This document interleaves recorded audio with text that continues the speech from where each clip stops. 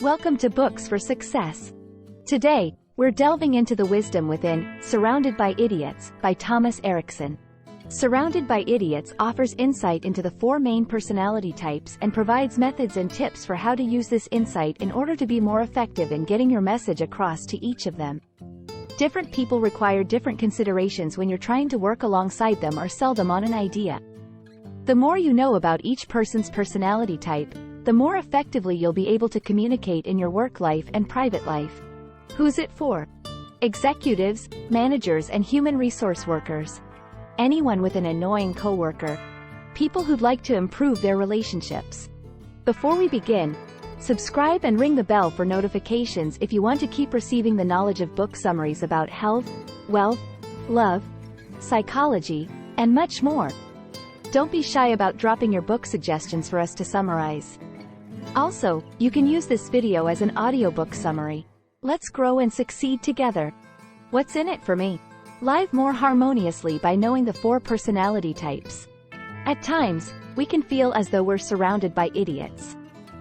When no one seems to understand what you're saying and everyone is acting in ways that make no sense to you whatsoever, you might think to yourself, what is going on? Well, chances are you're not surrounded by idiots so much as by other personality types who simply have different attitudes, values, and behavioral patterns than you do. As author Thomas Erikson explains, there are 4 personality types, which can very briefly be broken down like this: dominant, red; inspiring, yellow; stable, green; and analytical, blue. If you're tired of not getting through to people or thinking that everyone else is from a different planet, it's time to understand personality types. Here you'll learn Bill Gates and Steve Jobs' personality types, why some people hate the spotlight, and how to deliver bad news to someone. Knowing the 4 personality types can help you deliver your message. The first 2 are red and yellow. If you were to give a sales presentation to an audience of 2 people, you might assume that those 2 people would take away the same message. But here's the catch: whenever you say something, your message will be filtered through the listener's experiences, biases, and attitudes. So it's quite common for your message to be received in a different way than you intended. The good news is, you can always change how you deliver your message in order to suit the listener better. And you can become skilled at doing this by understanding how listeners' attitudes contribute to their personality types. In other words, once you know how to spot a person's personality type, you'll have a good idea of the kind of filters to expect and how to adjust your delivery in order for your message to be received effectively. Essentially, there are 4 personality types, which were recognized as far back as the 5th century BC by the Greek physician Hippocrates. The first personality is known as the red personality, and it's the type Hippocrates referred to as choleric. This type of person is characterized by ambition, dominance, decisiveness, competitiveness, and an often hot temper. Reds have no problem speaking their mind and often revolt against the traditional way of doing things. Famous Reds include Steve Jobs, Barack Obama, and Margaret Thatcher. Next is the yellow personality type, which Hippocrates called sanguine, a word that means optimistic, cheerful, and confident. All of which describe yellows to a T. When others are despairing, yellows will continue to see the possibilities and find ways to enjoy themselves. You can also spot yellows by their gift for gab, as they can talk a mile a minute and are known to provide answers to unasked questions. Some might find the chattiness of yellows annoying, but since their positivity can be downright contagious, they're more often seen as entertaining and charming. The final 2 personalities are green and blue, and there are shared traits among all 4. The third personality type is green, known in Hippocrates' day as the phlegmatic temperament. These types are known for their calm, balanced, easygoing, tolerant, and friendly natures. The popular phrase, "keep calm and carry on," might well be the motto of the greens. And, unlike yellows, greens are good listeners. Above all, however, greens don't want to rock the boat, be in the spotlight, create conflict, or otherwise cause a fuss. This makes greens ideal team players, and you'll often find them working in the public sector. Famous greens include Michelle Obama, Jimmy Carter, and Mahatma Gandhi. Finally, there are the blues, the type Hippocrates called melancholic. Some might refer to blues as pessimists, though blues are more likely to call themselves realists. They also tend to be perfectionists who pay so much attention to the fine details that it sometimes slows down their work. While they are often analyzing a situation silently, they're also known to keep their thoughts to themselves unless directly asked to speak up. For blues, silence is a virtue, but it also means that when they do speak up, you can rest assured that their words will be well thought out. Some famous blues include Bill Gates, Albert Einstein, and the fictional character of Mr. Spock from Star Trek. So, now that you know all 4 types, it helps to picture them in a 2x2 square, with the top 2, from left to right, being blue and red, and with green positioned below blue and yellow below red. Now, each side of this square shows how these different personality types share some common traits. At the top, both blue and red tend to place importance on tasks and issues. On the bottom, green and yellow tend to focus on people and relationships. Likewise, on the left you have blue and green, who tend to be reserved and introverted. On the right you have red and yellow, who tend to be extroverted and proactive.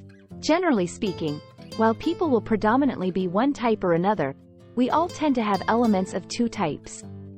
And while it's common to find an analytical blue mixed with a stability-seeking green, or a dominant red mixed with an optimistic yellow, it's rare that you'll find green, red or blue, yellow. In fact, it's wise not to pair up these conflicting personalities unless you want to see sparks fly. The way red and yellow personality types are perceived by others can cause problems. Now that you know some of the traits behind the 4 personality types, it's important to know how these types may be perceived by others. Intention and perception are often 2 very different things, but once you're familiar with the 4 types, you can become better at recognizing their traits for what they are and not mistaking them for what they're not. For example, since reds are ambitious and quick to express their opinions, they can be perceived as rude, impatient and aggressive, or even as tyrannical control freaks. However, when you confront reds with accusations of being overbearing, they may not understand where the problem is. As reds perceive it, there shouldn't be anything wrong with stating one's opinion. Reds are often passionate. Plus, they see nothing wrong with a bit of confrontation every now and then. In fact, it can be refreshing. Never mind that confrontation is a green's worst nightmare. Like yellows, reds are confident. Though some, like the analytical blues, might say they're overconfident to the point of being annoying. Nevertheless, reds will be so confident in thinking that they know what's best that they often end up thinking they're surrounded by idiots. But remember, when people think they're surrounded by idiots, what they're really noticing is that they're surrounded by personality types different from their own. As for the boisterous yellows, they can often be perceived as overly talkative, bad listeners, superficial, careless and easily distracted, especially by blues, who pride themselves on being the opposite of all those things. Now, since yellows value people and relationships, they can be hurt if they find out they're being perceived in such a way. But since yellows are so positive and quick to move on to the next thing, these hurt feelings aren't likely to linger. Most people correctly recognize yellows as gifted communicators and fearless public speakers, so much so that these qualities are often envied by other personality types. But because they tend to dominate a conversation, and will even answer a question directed at someone else, they can be perceived as egotistical and self-centered people who can't get enough of hearing their own voices. Yet what's often closer to the truth is that yellows don't see anything wrong with speaking up when they have something to say. Plus, yellows think that they can say it better than anyone else, so why shouldn't they go ahead and provide an answer, even if the question wasn't necessarily directed at them? Perceptions around green and blue behavior can result in unnecessary problems as well. Have you ever questioned why that one coworker is so quiet all the time? In fact, because he just keeps his head down and never speaks up, you may start to wonder if he's hiding something. This is a common perception about the quiet and conflict-averse nature of greens. For the most part, greens are perceived as the pleasant, caring, and friendly people they are, since there are more greens in the world than any other personality type. Along with being good team players, greens are also loyal to those with whom they've bonded. Remember, along with yellows, they're the personality type that values people and relationships more than tasks and issues. But this trusting nature can also lead to perceptions that greens are naive and gullible. Another thing greens are loyal to is their routines. If you can manage to interfere with the daily breakfast or lunch routine that a green has set, there's a good chance you've ruined the rest of his day. But perhaps most of all, in their desire for things to stay calm, greens can also be seen as stubbornly resistant to change and indifferent to or unconcerned about problems that may arise. The ideal for greens would be to just weather the storm silently until things blow over, but that doesn't mean they don't care. So if you throw unexpected changes at a green, you'll likely meet with resistance, even if it's silent or passive-aggressive resistance. Finally, we also have common perceptions around those perfectionists, the blues. Like greens, due to their quiet nature, blues can also be viewed as suspiciously evasive or aloof. And due to the fact that blues are less oriented toward people and relationships than they are toward tasks and issues, their reserved behavior can also lead to perceptions that they are cold-hearted, insensitive, distant and uncaring toward others. But more accurate would be the perception that blues have rich inner lives and just prefer to keep their own company. Problems can also arise from the amount of time blues can spend checking and double-checking every last detail. So a task that might take a non-detail-oriented yellow an hour to do can easily take a blue the better part of a day. A blue is the kind of person who uses a calculator to double-check the results of a formula on an Excel spreadsheet. A red might perceive this as a sign of being way too obsessive. But as far as blues are concerned, if all it takes is time, why wouldn't you be diligent and rule out any possible chance of error? Keep these techniques in mind when delivering feedback or criticism to reds and yellows. Now that you're more familiar with the kinds of behavior that characterize the 4 personality types, you should be better able to recognize each one in the office, at a conference or within your own family. So now we can start to look at ways you can adapt your own behavior in order to communicate with them more effectively. No matter whom you're dealing with, delivering feedback or constructive criticism can be difficult. So let's start by looking at how to do so with each personality type.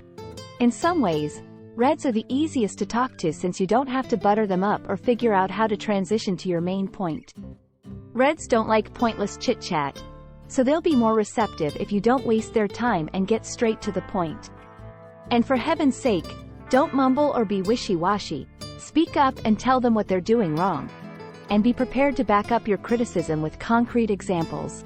Often, reds can be stubborn or overly impulsive, so you may need to advise them to be more grown-up or professional in their behavior.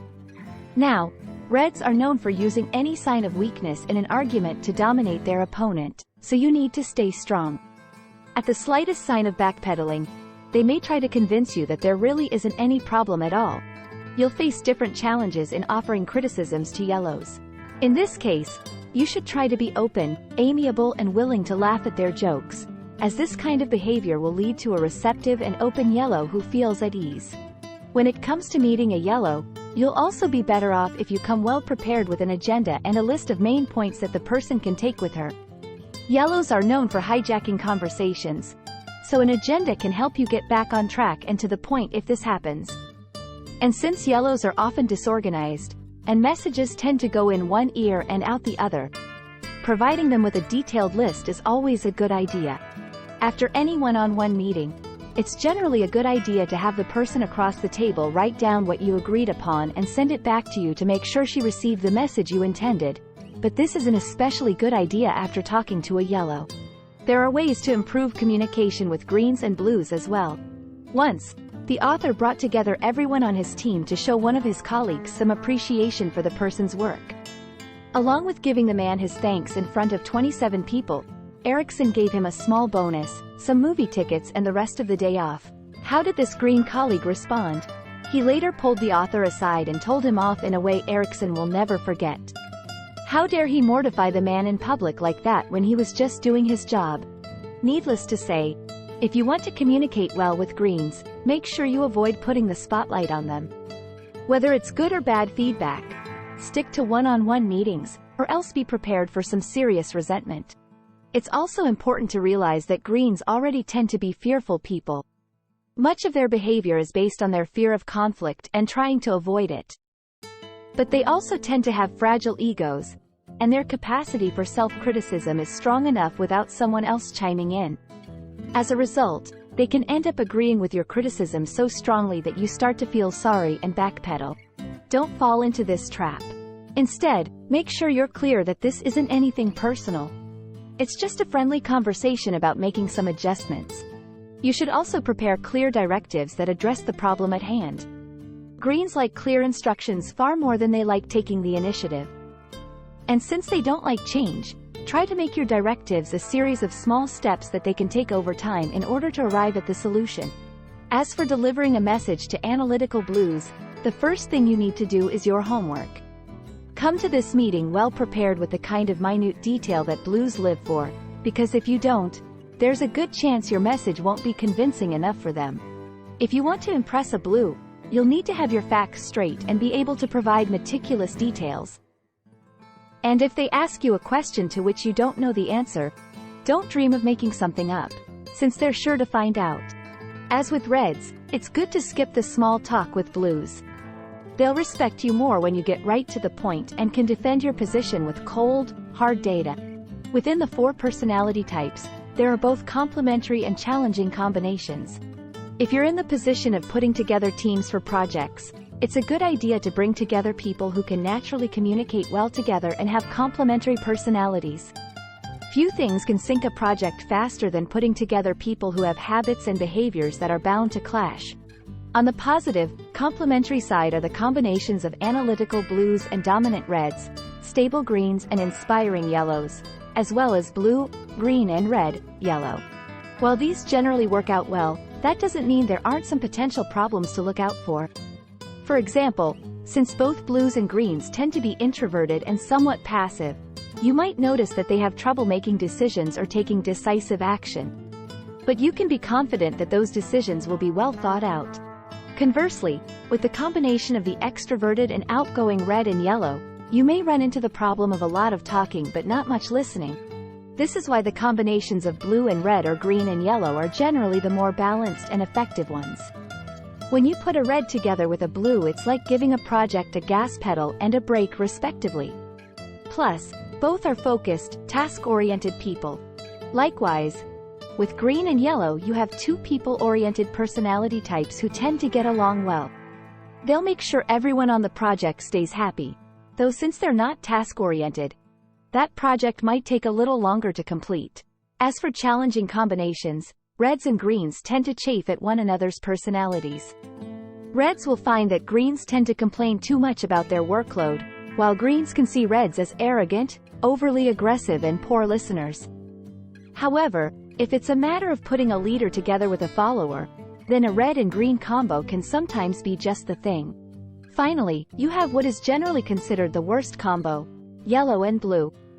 Yellows are known for diving right in with little preparation or eye for detail, which can drive the meticulous and well-prepared blues crazy.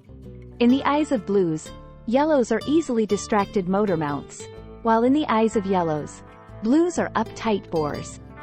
In other words, you'll likely have 2 people who come to an unhappy impasse. There are unique stressors for each personality type. Some people, like reds and yellows, can glide into a party and have the time of their lives. Others, like blues and greens, can find being forced to chat with large groups of people akin to a waking nightmare.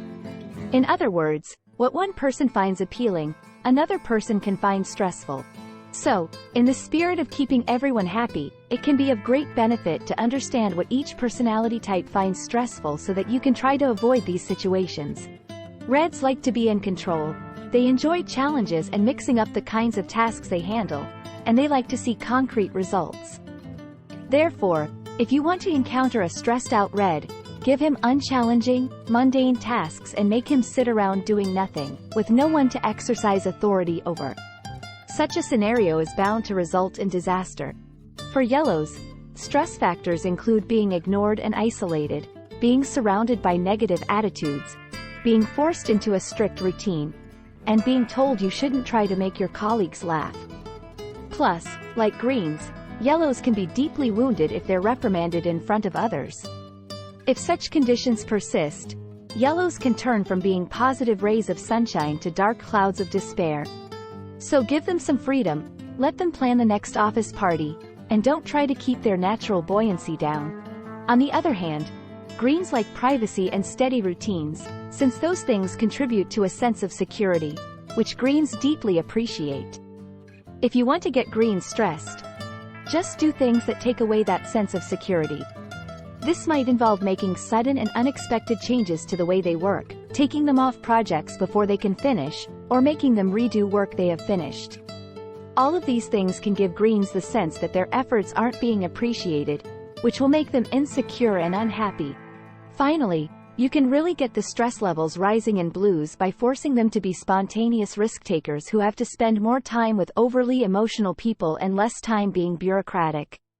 And just for good measure, you could force them to make changes without telling them why. That can really get the stress levels rising. Like greens, blues enjoy privacy, and they don't want to be put in a position in which they feel they're guaranteed to make mistakes. They like well-thought-out plans and the space and time to execute them perfectly. Anything less is stressful. With any luck, this insight into personality types will help you understand the people around you better, and make life a little less stressful for everyone involved. Final words. The key message is, if you want to avoid misunderstandings and make your efforts at communication more effective, then it is in your best interest to understand the 4 basic personality types. The first personality type is red, which responds well to being in charge and dealing with challenges. The second is yellow, which likes to be spontaneous, enthusiastic and charming. The green personality type enjoys calm, stability and dependability. And the blue type appreciates accuracy, order and caution.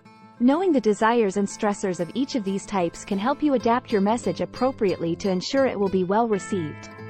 This knowledge can also make your work environment more harmonious and effective. Actionable advice. Consider challenging combinations in group dynamics. While a blue-yellow pairing can be difficult, adding a green to the equation can often have a neutralizing effect and turn a tense situation into a productive one. Likewise, if you have a lot of reds and yellows in a group, adding a green or blue will ensure that someone will likely listen, take notes and do the kind of fact-checking that reds and yellows can't be bothered with. Thanks for being part of our insightful voyage. If our summary piqued your interest, we encourage you to dive into the complete book for a deeper understanding. Don't forget to like this video, subscribe for more content if you're new here, and share it with others who might find it valuable. Keep on reading, discovering, and advancing until our next adventure.